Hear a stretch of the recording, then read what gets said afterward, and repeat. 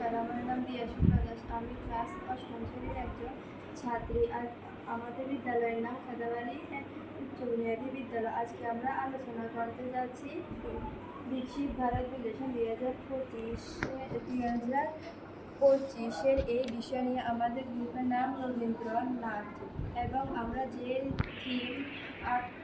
থিমের উপর কথা বলছি তার নাম হলো আত্মনির্ভর ভারত এবং ideal submission child and women development. একটি শিশু তার শারীরিক বৃদ্ধি ও বিকাশের জন্য খেলা করছে এবং শিশুটি হাসি মুখে তার মস্তিষ্ককে শান্ত এবং দৃঢ় রাখার জন্য শিশুটি হাসি মুখে খেলা করছে।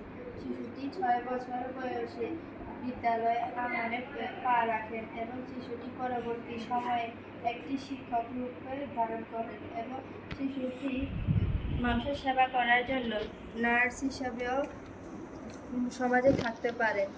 এই থিমকে আমরা আপনাদের সাথে তুলে ধরছি, কারণ শিক্ষক হচ্ছে সমাজের মেরুদণ্ড।